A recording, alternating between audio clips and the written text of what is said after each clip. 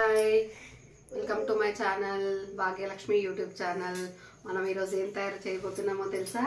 Cauliflower pakodi ఎలా చేయాలో చూపిస్తారండి. కావలసిన పదార్థాలు: కార్న్ఫ్లవర్, శనగపిండి, కారం, ఉప్పు, గరం మసాలా, ధనియా పౌడర్, పసుపు, అల్లం వెల్లిపాయ, కరివేపాకు, పచ్చిమిర్చి.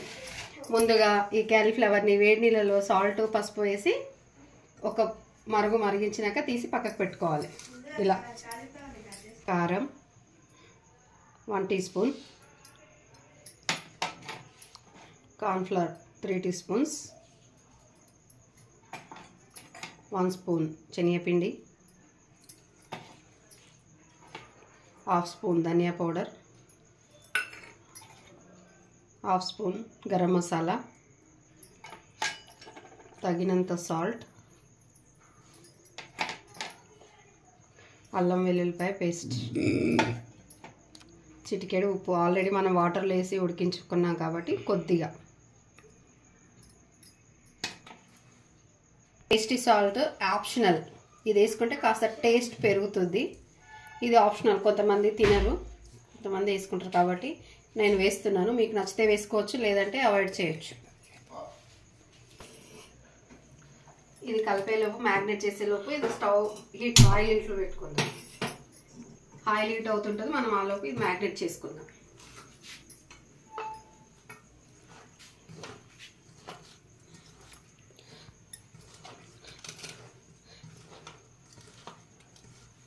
ఇలా మ్యాగ్నేట్ చేసుకొని ఒక 10 మినిట్స్ పక్కన పెట్టుకుంటే అప్పుడు ఆయిల్ హీట్ అవుతుంది, అప్పుడు డీప్ ఫ్రై చేసుకోవాలి.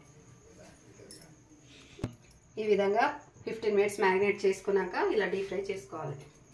కొద్దిగా వేసుకుంటూ 1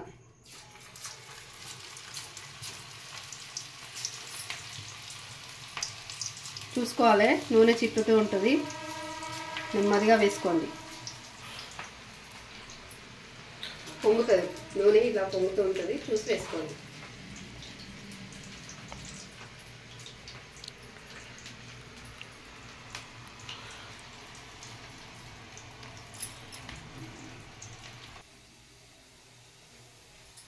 నూనె అంతా ఇలా బుడగల అంతా అయిపోయాక, బుడగలన్నీ తక్కువ అయిపోయాక మనం తీసుకోవాలి. ఇప్పుడు ఉడికిందని అర్థం. ఇదిగో ఇలా బుడగలు అనేది తగ్గిపోతాయి, అప్పుడు పర్ఫెక్ట్గా ఉడికిందని అర్థం.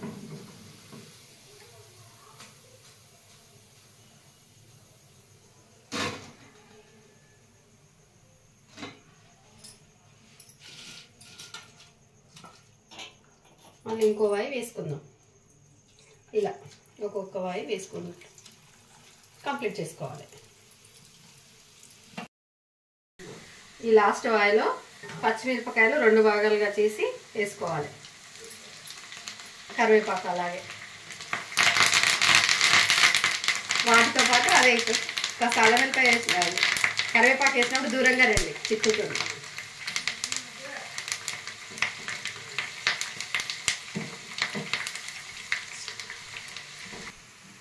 ఇలా వీటితో పాటు మిరపకాయలు, కరివేపాకు వేగిపోద్ది. ఇలా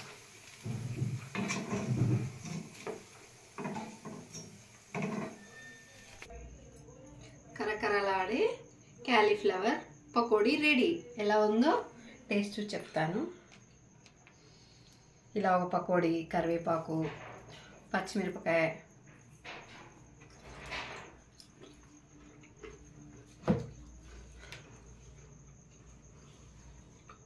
సూపర్. మీరు తయారు చేసుకొని ఎలా ఉందో చెప్పండి. Please like, share, subscribe, comment.